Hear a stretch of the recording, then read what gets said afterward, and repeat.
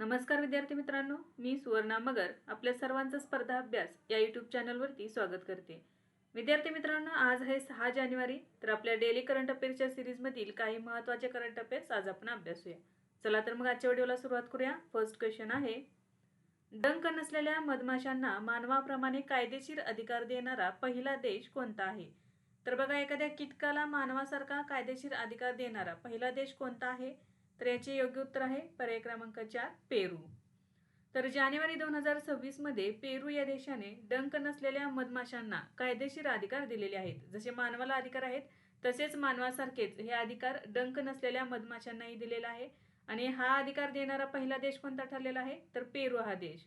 हा निर्णय जगाच्या इतिहासात पहिल्यांदाच ठरलेला आहे. कारण काय? तर कीटकांना मानवाप्रमाणे कायदेशीर अधिकार देण्याची ही पहिलीच वेळ आहे. अंमलबजावणीसाठी पेरूच्या अमेझॉन प्रदेशातील साटिपो आणि नावटा या 2 नगरपालिकांनी अध्यादेश जारी केलेला आहे. तर कोणत्या 2 ठिकाणी हा अध्यादेश जारी करण्यात आलेला आहे? तर पेरू या देशातील अमेझॉन प्रदेशातील साटिपो आणि नावटा या 2 नगरपालिकांनी हा अध्यादेश जारी केलेला आहे. या मधमाशांना आता अस्तित्वाचा अधिकार, पुनरुत्पादनाचा अधिकार आणि निरोगी पर्यावरणात वाढण्याचा अधिकार हे कायदेशीररित्या प्राप्त झालेले आहेत. कोणते अधिकार मिळालेले आहेत बघा? अस्तित्वाचा अधिकार, पुनरुत्पादनाचा अधिकार आणि निरोगी पर्यावरणात वाढण्याचा अधिकार.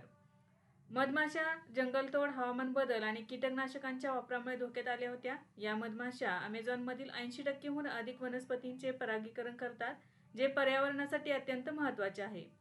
मधमाशांचे मध औषधी गुणांसाठी प्रसिद्ध असून ते स्थानिक आदिवासी समुदायाच्या संस्कृतीशी जोडलेले आहेत. या ज्या मधमाशा आहेत ह्या डंक नसलेल्या असल्यामुळे यामुळे मानवाला काही त्रास होत नाहीये. त्यामुळे पेरू या देशाने डंक नसलेल्या मधमाशांना कायदेशीर अधिकार दिलेले आहेत. नेक्स्ट आहे, डीडी न्यूजच्या महासंचालक म्हणून कोणाची नियुक्ती करण्यात आली आहे? तर या प्रश्नाचे योग्य उत्तर आहे बघा पर्याय क्रमांक 2, ममता वर्मा. 2 जानेवारी 2026 रोजी ममता वर्मा यांची डीडी न्यूजच्या अतिरिक्त महासंचालकपदी नियुक्ती करण्यात आली आहे. महासंचालक पदाचा अतिरिक्त कार्यभार त्यांच्याकडे दिला गेलेला आहे. ममता वर्मा या 1994च्या बॅचच्या IAS अधिकारी आहेत. यापूर्वी त्या केंद्रीय पंचायती राज विभागात संयुक्त सचिव म्हणून कार्यरत होत्या. त्यांनी माजी महासंचालक प्रिया कुमार यांची जागा घेतली आहे, ज्या 31 डिसेंबर 2025 रोजी सेवानिवृत्त झाल्या. अलीकडेच भारतीय लष्कराने लांब पल्ल्याच्या रॉकेट लॉन्चर सिस्टीम सूर्यास्त्र रॉकेट प्रणालीसाठी कोणासोबत करार केला आहे? तर याचे योग्य उत्तर आहे पर्याय क्रमांक 3, इस्रायल. भारतीय लष्कराने सूर्यास्त्र या प्रगत रॉकेट प्रणालीच्या पुरवठ्यासाठी NIBE लिमिटेड या खाजगी संरक्षण कंपनीसोबत करार केलेला आहे. ही प्रणाली पुण्यातील NIBE लिमिटेडद्वारे इस्रायलच्या एल्बिट सिस्टीम्सच्या तांत्रिक सहकार्याने विकसित आणि उत्पादित केली जात आहे. तर बघा, ही जी सूर्यास्त्र रॉकेट प्रणाली आहे ही कोण विकसित करत आहे? तर जी पुण्यातील NIBE लिमिटेड ही जी संस्था आहे ही इस्रायलच्या एल्बिट सिस्टीमच्या तांत्रिक सहकार्याने ही विकसित केली जात आहे. 3 जानेवारी 2026 रोजी अंदाजे 293 कोटी रुपयांचा करार आपत्कालीन खरेदी अंतर्गत करण्यात आलेला आहे. सूर्यास्त्र ही भारतातील पहिली स्वदेशी universal multi Calibri rocket launcher प्रणाली असणार आहे. या प्रणालीची मारक क्षमता 150 ते 300 किलोमीटर आहे आणि ती अतिशय अचूकपणे लक्ष्यावर मारा करू शकते. म्हणजे 5 मीटरपेक्षा कमी त्रुटीसह लक्ष्यावर मारा करू शकते. हे लॉन्चर 100 किलोमीटर पर्यंतच्या रेंजपर्यंतच्या लपलेल्या शस्त्रास्त्रांचा मारा करण्यास देखील सक्षम आहे. ही प्रणाली एल्बिट सिस्टीमच्या PULS म्हणजेच precise and universal launching system launcher तंत्रज्ञानावर आधारित आहे. एकाच लॉन्चरवरून वेगवेगळ्या प्रकारचे रॉकेट आणि क्षेपणास्त्र डागणे या प्रणालीचे मुख्य वैशिष्ट्य आहे. या करारामुळे भारतीय लष्कराची लांब पल्ल्याच्या तोफखान्याची क्षमता वाढेल आणि चीन व पाकिस्तानच्या सीमांवरील संरक्षण व्यवस्था अधिक बळकट होणार आहे. तर भारतीय लष्कराने सूर्यास्त्र हे जे लांब पल्ल्याचे रॉकेट प्रक्षेपण यंत्रणा आहे या प्रणालीसाठी इस्रायल या देशासोबत करार केलेला आहे. नेक्स्ट आहे, भारतीय तटरक्षक दलात समाविष्ट झालेल्या भारतातील पहिल्या स्वदेशी प्रदूषण नियंत्रण जहाजाचे नाव काय आहे? तर भारताचे पहिले स्वदेशी प्रदूषण नियंत्रण जहाज जे नुकतेच भारतीय तटरक्षक दलात समाविष्ट करण्यात आलेले आहे याचे नाव काय आहे? तर नाव आहे समुद्र प्रताप. पर्याय क्रमांक 3 बरोबर आहे. ICGS समुद्र प्रताप हे भारतीय तटरक्षक दलात समाविष्ट झालेले भारताचे पहिले स्वदेशी बनावटीचे प्रदूषण नियंत्रण जहाज आहे. संरक्षण मंत्री राजनाथ सिंह यांच्या हस्ते 5 जानेवारी 2026 रोजी गोवा या ठिकाणी या जहाजाचे लोकार्पण करण्यात आले. या जहाजाची बांधणी गोवा शिपयार्ड लिमिटेडद्वारे करण्यात आलेली आहे. जहाजामध्ये 60% अधिक स्वदेशी घटकांचा वापर करण्यात आला असून हे आत्मनिर्भर भारत मोहिमेचे एक प्रतीक आहे. याचे वजन आहे 4200 टन, लांबी आहे 114.5 मीटर, तासाला 22 समुद्री मैलांपेक्षा अधिक याची गती आहे. तेल गळती, रासायनिक गळती आणि इतर सागरी प्रदूषणांशी संबंधित धोक्यांचा सामना करण्यासाठी हे अत्याधुनिक उपकरणांनी सज्ज आहे. या जहाजावर पहिल्यांदाच महिला अधिकाऱ्यांची नियुक्ती करण्यात आली आहे. हे जहाज कोची, केरळ येथे तैनात केले जाणार आहे.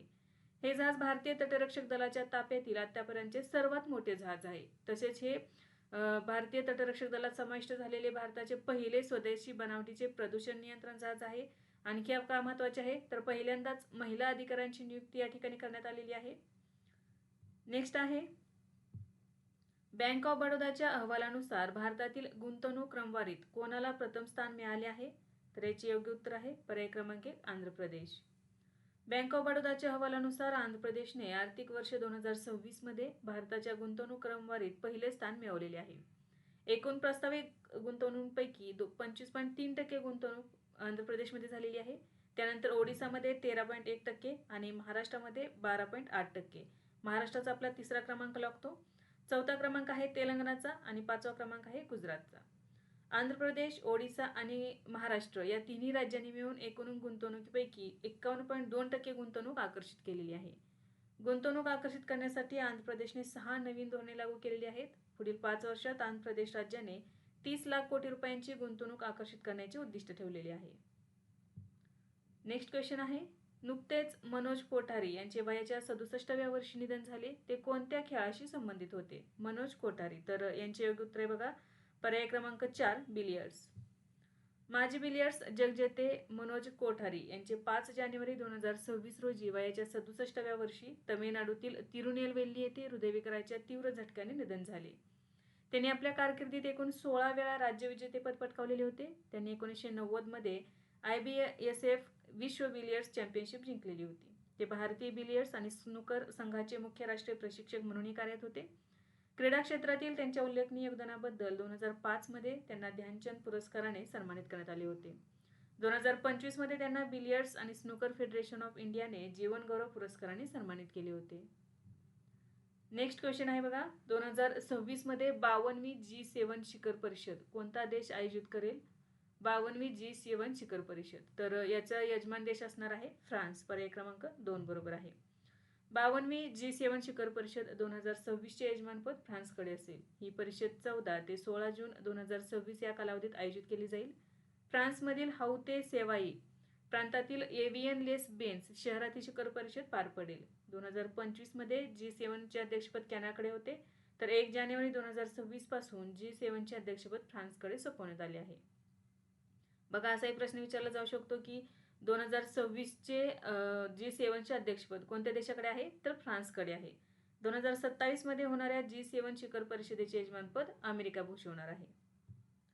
नेक्स्ट आहे अमेरिकेच्या अन्न आणि औषध प्रशासनाने थॅलेसेमियाने ग्रस्त असलेल्या प्रौढांमध्ये ॲनिमियावर उपचार करण्यासाठी कोणते औषध मंजूर केले आहे? तर याचे योग्य उत्तर आहे पर्याय क्रमांक 3 मिटापिव्हेट. अमेरिकेच्या अन्न आणि औषध प्रशासनाने थॅलेसेमियाने ग्रस्त प्रौढांमधील ॲनिमियाच्या उपचारासाठी मिटापिव्हेट या पहिल्या तोंडी औषधाला मंजुरी दिलेली आहे. म्हणजे हे तोंडातून देण्यात येणारे पहिले औषध असणार आहे. हे औषध ॲक्वेस्मे या नावाने बाजारात उपलब्ध होणार आहे. या औषधाला जानेवारी 2026च्या सुरुवातीला FDA कडून मान्यता देण्यात आली आहे. हे औषध अल्फा आणि बीटा दोन्ही प्रकारच्या थॅलेसेमिया रुग्णांसाठी प्रभावी आहे. थॅलेसेमियाच्या उपचारासाठी उपलब्ध असलेली ही पहिलीच तोंडी गोळी असून त्यामुळे रुग्णांचे रक्त संक्रमणावरील अवलंबित्व कमी होऊ शकते. हे औषध पेशींच्या पातळीवर लाल रक्तपेशींचे अस्तित्व वाढवते, ज्यामुळे रक्तातील हिमोग्लोबिनची पातळी सुधारते. यापूर्वी थॅलेसेमियासाठी रेब्लोझिल आणि झिंटेग्लो यासारख्या औषधे किंवा थेरपी मंजूर होत्या, परंतु ही पहिलीच तोंडावाटे देण्यात येणारी गोळी निर्माण केलेली आहे. तर बघा महत्त्व काय आहे तर मिटापिव्हेट ही थॅलेसेमियावर उपचार करणारे पहिले तोंडी औषध ठरलेले आहे. थॅलेसेमिया हा एक अनुवंशिक रक्तरोग आहे ज्यामध्ये शरीर पुरेसे हिमोग्लोबिन तयार करू शकत नाही. हिमोग्लोबिन हे लाल रक्तपेशींमध्ये असलेले एक प्रथिन आहे जे संपूर्ण शरीरात ऑक्सिजन वाहून नेते. या आजारामुळे व्यक्तीला अशक्तपणा होतो. याची लक्षणे काय आहेत बघा थकवा, अशक्तपणा, त्वचा पिवळी पडणे आणि मुलांमध्ये वाढ मंदावणे. तर यासाठी अमेरिकेने पहिल्यांदा तोंडावाटे देण्यात येणारी गोळी निर्माण केलेली आहे किंवा मंजूर केलेली आहे. तर ती मंजूर केलेल्या गोळीचं नाव काय आहे? मिटापिव्हेट.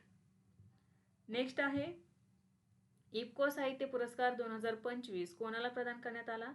तर याचे योग्य उत्तर आहे पर्याय क्रमांक 1 मैत्रेय पुष्पा. ग्रामीण आणि कृषी विषयावर आधारित हिंदी साहित्यात दिलेल्या योगदानाबद्दल इंडियन फार्मर्स फर्टिलायझर कोऑपरेटिव्ह म्हणजेच इफ्कोने मैत्रेय पुष्पा यांना इफ्को साहित्य सन्मान 2025ने सन्मानित केलेले आहे. शेती आणि ग्रामीण जीवनावर प्रकाश टाकणाऱ्या ओहरे किसान या पुस्तकासाठी अंकिता जैन यांना इफ्को युवा साहित्य पुरस्कार 2025ने सन्मानित करण्यात आलेले आहे. इफ्कोचे अध्यक्ष दिलीप संघानी यांच्या हस्ते पुरस्कार प्रदान करण्यात आले. पुरस्कार म्हणून 11 लाख रुपये देण्यात आलेले आहेत. इफ्को साहित्य सन्मान 2011 मध्ये स्थापन करण्यात आला. दरवर्षी ग्रामीण आणि कृषी जीवनाचे सखोल अभिव्यक्ती करणाऱ्या हिंदी लेखकांना हा पुरस्कार दिला जातो. नेक्स्ट आहे 2025 मध्ये हरियाणामध्ये जन्माच्या वेळी लिंग गुणोत्तर किती नोंदवले गेले? तर जन्माच्या वेळी लिंग गुणोत्तर म्हणजे 1000 मुलांमागे मुलींचे प्रमाण किती आहे? तर याचे योग्य उत्तर आहे पर्याय क्रमांक 2 923. 2025 मध्ये हरियाणामध्ये जन्माच्या वेळी लिंग गुणोत्तर दर 1000 मुलांवर 923 मुली नोंदवल्या गेल्या. 2024च्या तुलनेत हा आकडा 13 अंकांनी सुधारलेला असून ही गेल्या 5 वर्षातील सर्वोच्च पातळी आहे. 2024 मध्ये 910 लिंग गुणोत्तर होते, ते आता 13 अंकांनी वाढून 923 झालेले आहे. जिल्हानिहाय कामगिरीत पंचकुला जिल्ह्याने 971 लिंग गुणोत्तर नोंदवून राज्यात प्रथम क्रमांक मिळवला. फतेहाबाद जिल्ह्यात 961 आणि पानिपत जिल्ह्यात 951 लिंग गुणोत्तर नोंदवण्यात आले. गुरुग्रामची कामगिरी किरकोळ सुधारणा 901 पर्यंत मर्यादित राहिली. सोनीपतमध्ये घट झाली आहे आणि लिंग गुणोत्तर 894 पर्यंत खाली आले आहे. 2025 मध्ये हरियाणा राज्यात एकूण 5,19,691 जन्मांची नोंद झाली, ज्यामध्ये 2,70,281 मुले आणि 2,49,410 मुली होत्या. सुधारणा लिंग निवडक गर्भपाताविरुद्ध केलेल्या कडक कारवाईमुळे, PCPNDT कायद्याच्या अंमलबजावणीमुळे आणि बेकायदेशीर गर्भपात केंद्रावर टाकलेल्या छापांमुळे ही प्रगती झालेली आहे. नेक्स्ट आहे तैमूर हे कोणत्या देशाने विकसित केलेले हवेतून सोडले जाणारे क्रूझ क्षेपणास्त्र आहे? तर याचे योग्य उत्तर आहे पर्याय क्रमांक 4 पाकिस्तान. पाकिस्तान हवाई दलाने 3 जानेवारी 2026 रोजी तैमूर क्षेपणास्त्राची पहिली यशस्वी ऑपरेशनल उड्डाण चाचणी घेतली. तैमूर हे पाकिस्तानने स्वदेशी बनावटीने विकसित केलेले हवेतून सोडले जाणारे क्रूझ क्षेपणास्त्र आहे. या क्षेपणास्त्राची मारक क्षमता सुमारे 600 किलोमीटर आहे. हे क्षेपणास्त्र जमिनीवरील तसेच समुद्रातील लक्ष्यांवर अचूक मारा करण्यासाठी डिझाईन केलेले आहे. हे क्षेपणास्त्र स्टेल्थ वैशिष्ट्यांनी युक्त असून अत्यंत कमी उंचीवर उडू शकते, त्यामुळे शत्रूच्या रडार व हवाई संरक्षण प्रणालीला चकमा देणे सोपे जाते. 2026 मधील चाचणी दरम्यान हे क्षेपणास्त्र पाकिस्तानच्या मिराज 3 लढाऊ विमानातून डागण्यात आले. या क्षेपणास्त्राचा विकास पाकिस्तानच्या एअर वेपन्स कॉम्प्लेक्स द्वारे करण्यात आलेले आहे. तैमूर हे राद-2 क्रूझ क्षेपणास्त्राची सुधारित आवृत्ती मानली जाते. नेक्स्ट क्वेश्चन आहे आयुष मंत्रालयाने 3 जानेवारी 2026 रोजी 9वा सिद्ध दिवस कोठे साजरा केला? तर याचे योग्य उत्तर आहे पर्याय क्रमांक 1 चेन्नई. 9वा सिद्ध दिवस आयुष मंत्रालयाने 3 जानेवारी 2026 रोजी साजरा केला. चेन्नई तमिळनाडू येथील कलाईवनार रंगम या ठिकाणी हा आयोजित करण्यात आला.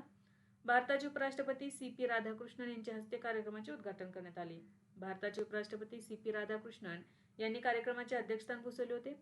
2026 ची संकल्पना किंवा थीम काय होती? जागतिक आरोग्यासाठी सिद्ध. सिद्ध औषध प्रणालीचे जनक मानले जाणारे महर्षी अगस्त्य यांच्या जयंतीनिमित्त दरवर्षी सिद्ध दिवस साजरा केला जातो. सिद्ध दिन दरवर्षी 6 जानेवारी रोजी साजरा केला जातो. यावर्षी 3 जानेवारी रोजी हा साजरा करण्यात आला. आयुष मंत्रालयाच्या पुढाकाराने राष्ट्रीय सिद्ध संस्था आणि केंद्रीय सिद्ध संशोधन परिषद यांच्या सहकार्याने हा कार्यक्रम आयोजित करण्यात आला. नेक्स्ट आहे कोणत्या राज्याने अलीकडेच उदासीन भक्तांसाठी आर्थिक मदत योजना सुरू केली आहे? उदासीन भक्त म्हणजे काय? तर जे ब्रह्मचारी साधू आहेत त्यांच्यासाठी ही आर्थिक मदत योजना कोणत्या राज्यांनी सुरू केलेली आहे? तर याचे योग्य उत्तर आहे पर्याय क्रमांक 1 आसाम. जानेवारी 2026 मध्ये आसाम सरकारने उदासीन भक्तांसाठी आर्थिक मदत योजना सुरू केली आहे. या योजनेचा उद्देश आसाममधील 17 म्हणजेच धार्मिक संस्थांमध्ये राहणाऱ्या ब्रह्मचारी वैष्णव साधूंना त्यांच्या योगदानाबद्दल सन्मान आणि आर्थिक सुरक्षा प्रदान करणे हा आहे. या योजनेअंतर्गत पात्र लाभार्थ्यांना दरमहा 1500 रुपये थेट बँक खात्यात दिले जातील. सुरुवातीला राज्यातील विविध जिल्ह्यातील 620 उदासीन भक्तांची या योजनेसाठी निवड करण्यात आली आहे. या लाभार्थ्यांमध्ये सर्वाधिक भक्त हे माजुली आणि जोरहाट जिल्ह्यातील आहेत. माजुलीमधील 474, आणि जोरहाटमधील 54. नेक्स्ट आहे कोटा जमातीशी संबंधित असणारा ऐनूर अमानूर उत्सव कोणत्या राज्यात साजरा केला जातो? तर याचे योग्य उत्तर आहे पर्याय क्रमांक 3 तामिळनाडू. ऐनूर अमानूर उत्सव हा तामिळनाडू राज्यातील कोटा जमातीशी संबंधित आहे. हा उत्सव तामिळनाडूतील नीलगिरी जिल्ह्यातील सोलूर कोक्कल गावात साजरा केला जातो. कोटा जमात ही तामिळनाडूमधील विशेषतः असुरक्षित आदिवासी गट म्हणून ओळखली जाते. हा उत्सव मातीची भांडी बनवण्याच्या पारंपरिक विधीशी निगडीत आहे. उत्सवाच्या सुरुवातीला आदिवासी लोक माती गोळा करून त्यापासून भांडी तयार करतात. मातीची भांडी बनवण्याचा हा विधी दर 2 वर्षांनी एकदा पार पडतो. तर बघा 2025च्या शेवटच्या दिवशी म्हणजे 31 डिसेंबर 2025 रोजी हा उत्सव सुरू झालेला आहे. या उत्सवात अयानूर अम्मन या ग्रामदेवतेची श्रद्धेने पूजा केली जाते. उत्सवाच्या शेवटी महिला पारंपरिक पांढऱ्या वेशभूषेत आणि पुरुष पारंपरिक पोशाखात नृत्य करतात. नेक्स्ट क्वेश्चन आहे केंद्रीय पर्यावरण मंत्रालयाच्या तज्ज्ञ समितीने कोणत्या राज्यातील कलई 2 जलविद्युत प्रकल्पाला मान्यता दिली आहे? तर याचे योग्य उत्तर आहे पर्याय क्रमांक 3 अरुणाचल प्रदेश. केंद्रीय पर्यावरण मंत्रालयाच्या तज्ज्ञ समितीने अरुणाचल प्रदेशातील कलई 2 जलविद्युत प्रकल्पाला पर्यावरणीय मान्यता देण्याची शिफारस केलेली आहे. हा प्रकल्प 1200 मेगावॅट क्षमतेचा आहे. प्रकल्प अरुणाचल प्रदेशातील अंजाव जिल्ह्यात उभारला जाणार आहे. तो लोहित नदीवर बांधण्यात येणार आहे. लोहित नदी ही ब्रह्मपुत्रा नदीची प्रमुख उपनदी आहे. या प्रकल्पाचा विकास THDC इंडिया लिमिटेडद्वारे केला जात आहे. यासाठी सुमारे 14,176 कोटी रुपये अंदाजित खर्च असणार आहे. हा रन ऑफ द रिव्हर प्रकारचा जलविद्युत प्रकल्प आहे. या प्रकल्पांतर्गत 128.5 मीटर उंचीचे कॉन्क्रीट ग्रॅव्हिटी धरण बांधले जाणार आहे. विद्यार्थी मित्रांनो, आज आपण काही महत्त्वाचे करंट अफेअर्स अभ्यासले. यासारखेच नवनवीन व्हिडिओ पाहण्यासाठी चॅनलला लाईक करा आणि सबस्क्राईब करायला विसरू नका. धन्यवाद.